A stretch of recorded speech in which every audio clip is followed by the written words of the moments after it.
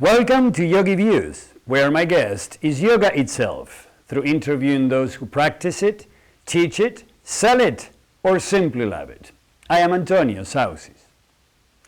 The San Francisco Bay Area is one of the very fertile environments where yoga has evolved since coming to the West as per Krishnamacharya's request.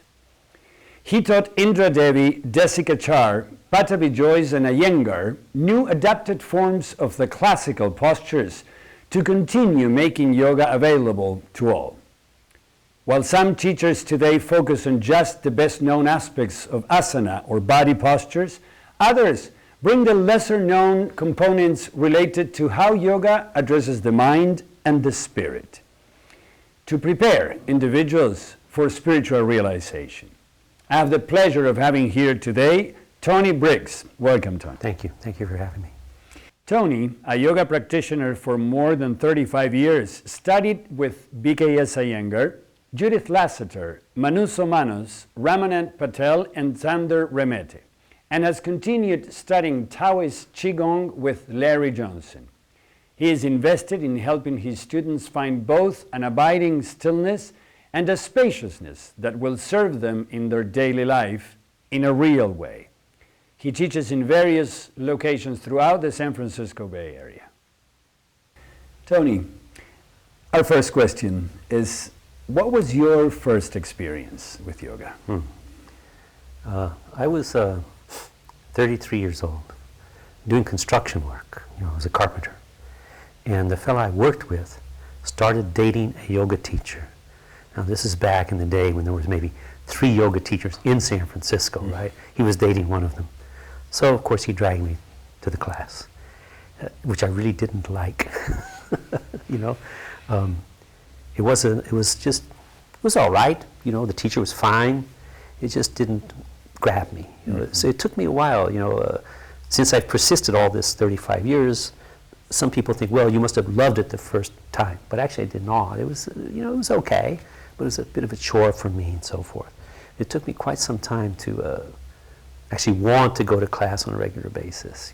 So my friend dragged me for some time, and then, of course, naturally, then my girlfriend started to drag me, and that was the beginning of the end right there. So that was my first experience. Now, when did it actually happen for you that you tapped into yoga, that you had your first, let's say, true yogic experience? Yeah. Well, that was interesting. I went along, like I described, somewhat reluctantly for almost 3 years. I mean, I was regular, going to my classes, but it didn't really take hold. And so at a certain point, I said, this is not for me, and I stopped. I gave myself permission to stop the practice. So I didn't practice at all for about 6 months. But then something inside of me said, you need to do that. One more shot, you should give it one more chance. So I did. I went back to class, and then it was completely different the second time. I loved to go there. I couldn't get enough of it. I was very hungry for it. But I had to somehow, for me, I had to give myself permission to not do it. So it wasn't obligatory anymore, but something about the process itself kind of reached out, and there was something in me that met that.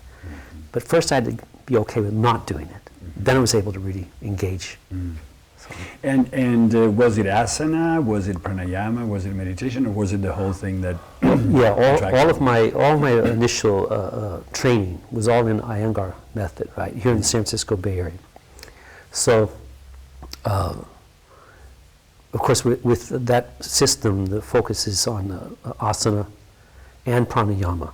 And my teachers, I was lucky, the teachers that I was working with in the early days there did include pranayama as a regular part of the class, not every week, but very regularly.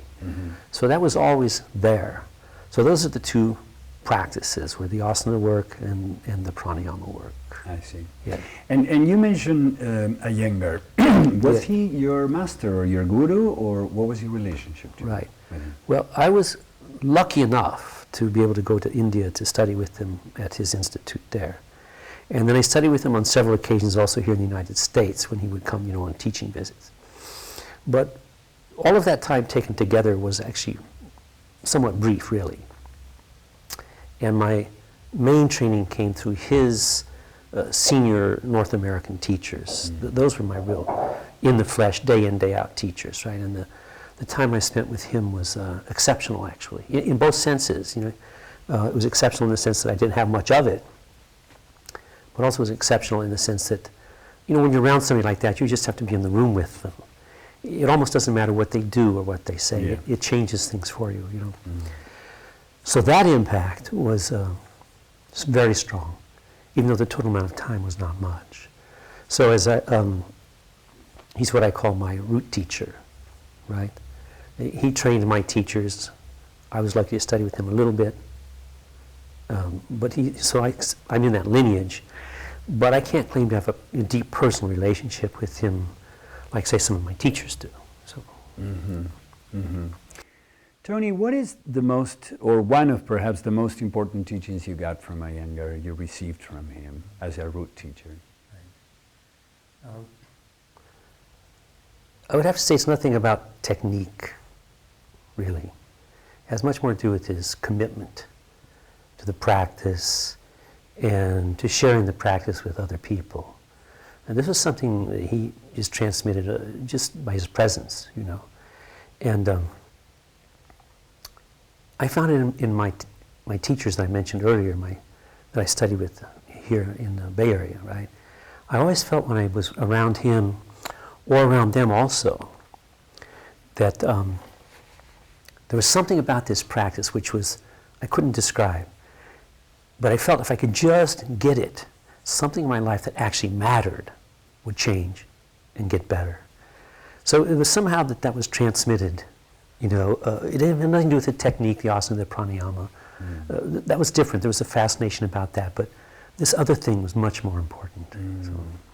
Now, you mentioned that for the teachers you studied with, Iyengar was their master or their guru. Yes, yes. Now, in a society where today we overvalue independence and that no one tells us what to do, this very ancient tradition in yoga of the guru-disciple relationship maybe has a hard penetration, has a hard time getting. What do you think about this? You know, I agree with that completely. This is to overstate the case. On the one hand, you've got this guru-disciple relationship. And on the other hand, here in America, a consumer society, individualists, you have the customer is always right. And again, to overstate the case, you could almost say, once upon a time, the guru was always right. Now, the customer, the student, is always right. So these two are in direct conflict. And how we in America are going to navigate that is still developing, I think. It's still unknown at this point where that's going to end up. But I see it, again, I'm slightly overstating, oversimplifying, but I see that as a big obstacle, you know. I mean, once upon a time, if you, say you lived in some village someplace, you know, in India, let's say, or anywhere really, if you were interested in any kind of a spiritual practice, you probably had a choice of one teacher, the person that happened to be teaching in that village. Yeah, that's it. Whereas now, the whole world is your marketplace. And so people tend to, especially in our culture, they tend to pick and choose and pick and choose. And they talk about, you know, their individual choice and the value of that, which is valuable, but, you know, it doesn't mesh well. You know, I mean, nobody would say you should only have one choice of teacher, take it or leave it. I'm not saying that, you know.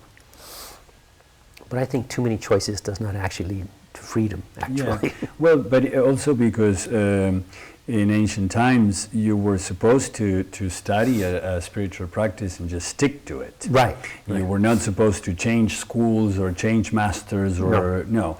And but even now, even in serious schools of study, this is more common that people. Yeah, it is much more common. It obviously depends on the student, but I also think it depends partly on the teacher. For example, I was teaching a class a few weeks ago, you know, and I happened to be looking around, and I started to notice how many of the people in that room, it was very mixed, right? There was some beginner people, but I noticed how many of the people in that room had been studying with me for a long time.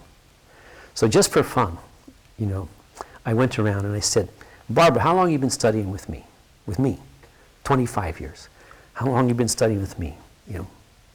Tracy, 22 years. And yet, 17 years. I have a lot of students who maybe kind of don't fit the picture, this stereotypical picture of the mobile student that's, always changing. I mean, of course I have those too. Yeah. But I've got a core of students who've been with me, 15, 18, 20 years. I mean, I'm very blessed that way. So even here, in this culture where there's infinite number of choices, some people still choose to stick with one or two people. Yeah. So even with regular teachers, not just with masters or with gurus, people do that. They become more. Yeah. Now, Tony, we're talking about a certain preference or dependency to finding the answers outside, in media, in people, in tendencies, in what others do. Now, on the other hand, yoga says the answers are in the student. How do you integrate these two in your particular teachings? Here again, I think this is a very interesting arena, very interesting. I mean, of course, it's part of the guru question. So, here's just a Thomas Merton story, right? Probably a lot of people know this story. It's from his autobiography. As he's a young man, he decides he's going to go to the monastery, right? So he tells this story. He's got his suitcase, and I think he took the bus or something to get there. Anyway, he walks up, and it's a gated community, He walks up and he knocks on the door, and he just stands there with his suitcase, all right? And then there's a fellow whose function is to open that door and let folks in. So he goes inside, Thomas Merton, he goes inside, he's standing in this big courtyard, And then behind him, the gate slams, boom. And he says, I never felt so free. I think that's a pretty good story, So I guess I'm a believer in having practices, having disciplines. And part of what I think is helpful in that regard is having a teacher, So it's true we want to find something inside ourselves, in the long run, but most of us need help. We need help to do that. Most of us really can't do that on our own. It's so easy to get caught in our own delusion, self-delusion, Yeah. You can persist in that for your whole life, really. I mean, just look at my own life. I know this is an experiential fact. So what I often say in class, I say the human capacity for self-delusion is vast. It's very vast. It's very vast. As vast as the mind. As vast as the mind. And so most of us, we need some help. So I think there's the two kinds of help that are, I think, relevant here is having a practice, right, and also having a teacher. And in a sense, both of those things kind of limit your choices, like we were talking about earlier on. They limit your choices. But if it's an authentic practice, they're gonna limit your choices in a way which steers you away from that self-delusion and more toward like a real knowing of yourself and a real knowing of reality. If it's a mature system and it's a real teacher and so forth, I think it works that way. Now that's a tough sell, in our culture. That's a tough sell.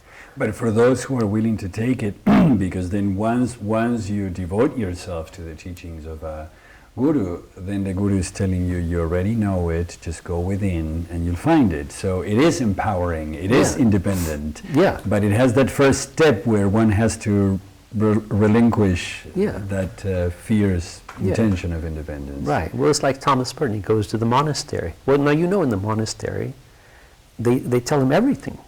This is when you get up, this is what you wear, this is what you eat. He basically has no choices. Yeah.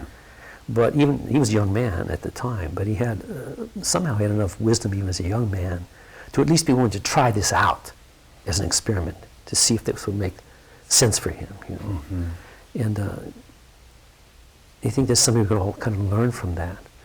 So for myself, I'm the kind of person that, I stick with things. I stick with things, and it wasn't hard for me once I, as I described, once I kind of got into the river a little bit. It was not hard to stay there at all. Yeah. You know, Well, I mean, here I still am. And for yoga-based spiritual success in two core principles, which are practice and unattachment. So this is one of the ones you're bringing up, the importance of practice. Yeah. And do you find that this is something easy for Americans to take in, the fact of having a practice, having a discipline, or not? I think it's rather difficult for them. I think it's quite difficult. I mean, if you think about it, almost because of the media, and also the schooling system, I mean, it's pervasive, you know. Basically, people are trained that whatever their like impulse is some sound basis for creating a life. You know, it's like, you know, what feels right for you, you should always follow that. That should be your guiding principle. You know, and I think that leads very quickly into that self-delusion we were talking about. You know, so I think the practice just keeps us safe. You know, keeps us safe from that. You know, of course, in India, a lot of casually speaking, affectionately speaking, a holy man, they'll call him Baba, right? So one of my favorite Babas is Baba Dylan. In one of Bob Dylan's songs, he says, "To live outside the law, you must be honest." And I think what he's saying is, if you don't have a law, you know, a practice or a discipline to guide you, it takes an exceptional amount of honesty, you know, psychological honesty, emotional honesty, spiritual honesty. And I don't think most of us are that mature, you know, without some training and some help. Yeah. So again, that's the help, the provided practice. Yeah. What you're naming that one of the most important values of practice then is to keep you safe from self-delusion. Yeah. What do you think are other values of practice? Well, I think you mentioned the word non-attachment or detachment. Unattachment. Yeah. And I mean, my main practices, of course, as I mentioned, have been asana and pranayama. And the meditation that I do, really, I see as an outgrowth of those practices, you know, which would be what Patanjali says. That's the order of things. And yeah, going from the grosser to the more subtle. Right. So addressing first the body through asana, then breath work, and then meditation. Right. So what I find in those practices, if you're patient with yourself and if you're observant, it sort of almost automatically, you know, leads you toward a sense of detachment, because you're developing what some people call, you're developing the witness, you know, the internal witness. You're watching yourself in the midst of the practice. I mean, to take it down to a very mundane kind of coarse level, let's say you're doing a pose, a yoga pose, and you're holding it for a while, and it's a strong stretch for you, so there's some discomfort, and to name it by its real name, there's some pain. Well, you can have different attitudes toward that. You know, but what yoga gives you an opportunity to sort of to detach from it, to depersonalize it, and say, well, there's the pain, and now there's my witnessing mind, and between us there's a space. So it's a very pragmatic way to cultivate this witness. Especially, I think this works much better if the practice is a slower moving practice. I think if you're moving very quickly, I think that's probably a lot harder to get to. But if you, in the system I was trained in, most people stereotypically would say, well, you know, you hold the pose a long time, and which is correct, you know. And I think there's a great value to that. It lets you have time to cultivate this witness mind, which is slightly detached from the somatic bodily experience. So then you can, at least there's a chance, an opportunity, you could have a more dispassionate relationship to whatever your physical experience happens to be at that moment. Yeah. And then, of course, it gives you time to notice how things change without volition. Yeah. Right? Because the pain goes away is what happens if you stay in a pose, and you simply stay there with this detached sort of observant mind. My experience, what often happens is it just changes by itself, spontaneously. And if you're still, then you can witness the change more easily. Right. Right. Well, also, I would imagine you agree that in order for yoga to be effective as it is in relationship to the autonomic nervous system or to processes such as the digestion or regulation of blood pressure, these are things that need time. They need time. They need time for you to do. I mean, and I don't mean time of practice sustained throughout time. I just mean time of exposure to one pose. Yeah, they do. Yeah. I think here's another thing where Americans, through no fault of their own really, have been not given much practice doing that, you know. And I think that that's crucial. You know, I think I remember when I was, here, let me give you an example of my teaching. I remember after I'd been teaching for about 5 years, I thought I was a pretty good teacher, you know. And after 10 years, I looked back and I said, oh my God. You know, so it took me, you know, 10 years to even to realize what a long-term process it was. It took me 10 years even to, I mean, you can know these things intellectually. That's easy, that's easy, okay. Yeah. But to know it experientially, it took me a long time to realize, oh, this is a lifelong process. You know, and of course the same thing is true with the practice itself, whether or not you're teaching. With the practice itself, and you realize, looking back, I mean, like for example, my practice right now is nothing like the practice I did, you know, in the beginning. But it shouldn't be. You know, I mean, I was a young man then. Yeah.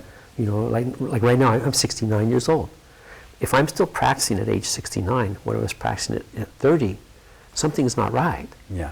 You know, so but I find all you have to do is just be persistent, and the practice will change itself. You almost don't have to decide. It doesn't need to be, you know, programmatic.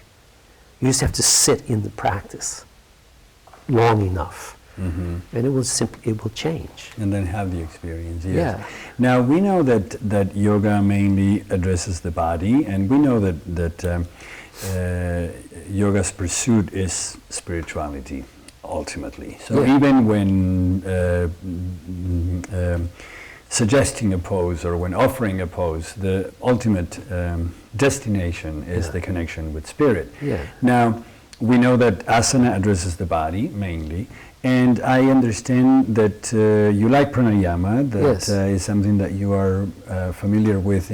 Well, now, what would you say is the main intention of pranayama or breath work? Because not everybody knows what pranayama is. Right. Well, it depends on which book you want to read. Very well, yes.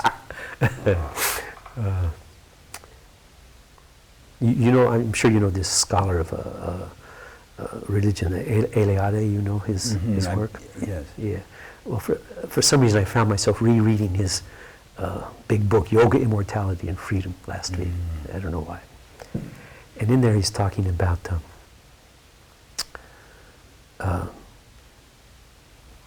yoga wants to be, the practices of yoga, they're all kind of designed, he overstates the case, but he said they're designed kind of to make you sort of non-human or even almost anti-human, by which he means to escape from the sort of the unconscious, mundane, you know, habitual way we go about things, okay? He's talking about that.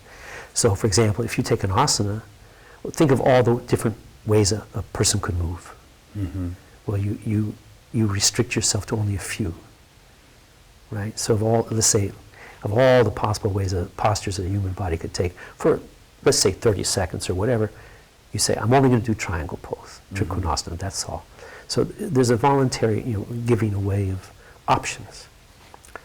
Now, when he gets to pranayama, he's the same thing, right? You take sort of unconscious, chaotic breath, which is random breaths, what most of us have, and you try and make it conscious and you regulate it. And then he goes further. He says, and the yogi's dream is to stop breathing altogether.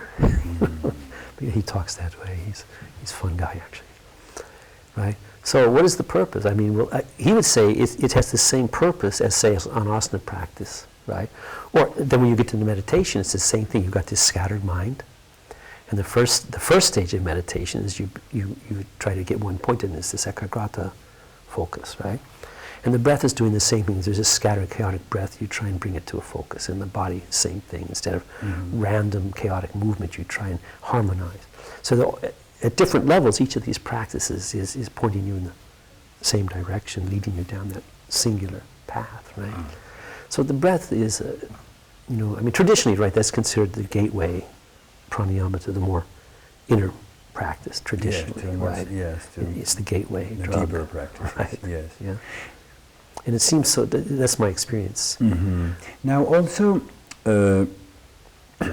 because of the fact that every time our minds change in nature or in quality, our breath changes. Absolutely. Correspondingly. Absolutely. Would you also agree that breathwork pranayama is one of the best ways of addressing the mind? I think it is, yeah. I mean, I think it has the most direct impact on your nervous system. I mean, to put it in kind of in Western allopathic medical kind of terms, I think it has the most direct impact, And the asana, it works indirectly, right? Because the asana will change the breath, of course. Right? As well, yes. Yeah. But if you're doing the breath work itself, it's very. Look, in the olden books, they would say, you have to be careful with the breath work. I think they say something. It's like you're trying to tame, tigers and elephants. Yeah, it's very serious work. It's a serious business and dangerous. They were very cautious. The old timers, very cautious with this breath work. And that's because it's because it is so potent. Yeah. If it wasn't, it's dangerous because it has a potency which could also lead you in a good direction, lead toward a transformation that you're really seeking. Okay, yeah. It has that power, so that's why it's dangerous.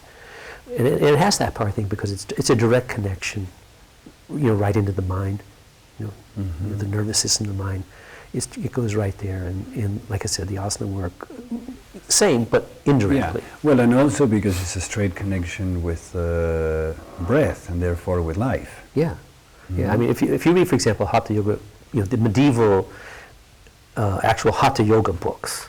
So, say you go back, I don't remember the exact dates of Bhagavad Gita. You probably know, Antonio. Is it? Not the exact dates. Yeah, it's something like 300-400 BC, yeah. something like that, right? And then Patanjali is usually considered around the time of Christ, but then you move on from there up into, say, 14th, 15th, 16th century texts. These are the texts that would be considered actual Hatha Yoga texts. So these are like the Hatha Yoga Pradipika, Shiva Samhita, Garanda Samhita, these things, right? Okay, well, if you read those books, which they're the books that have the most, for us, the most recognizable discussion, of technique. Their primary concern in those books is almost always a pranayama. I mean, they'll have an asana section, it's maybe four pages long. Yes. And then they finish with that. Like a break. Yeah, like, exactly. Let's have a break. Let's practice asana. Right, right. Let's get up and move a little bit. Okay. Yeah. But so they have maybe 3-4 pages, just a few verses on the asana work, right? And then they'll have 30-40 pages on the pranayama. And of course these books quote each other a lot, right? But one of the things that they say all along is, the life and the breath, and this is obvious at a banal level, the life and the breath go together. When the breath stops, the mind stops, the life stops. So this is the key, what can we say, element or action. It's not moving the bodies. This concludes the first part of a two-part show where I'm interviewing Tony Briggs. He's a yoga practitioner who's been practicing for over 35 years. He studied with BKS Iyengar, Judith Lasater, Manouso Manos, Ramanand Patel, and Zhander Remete, and has continued studying Taoist Chi Gong with Larry Johnson. He is invested in helping his students find both an abiding stillness and a spaciousness that will serve them in their daily life in a real way. He teaches in various locations throughout the San Francisco Bay Area. I hope you like our show today. And if you care to let me know, shoot me an email at antonio@yogiviews.com. I look forward to seeing you the next time.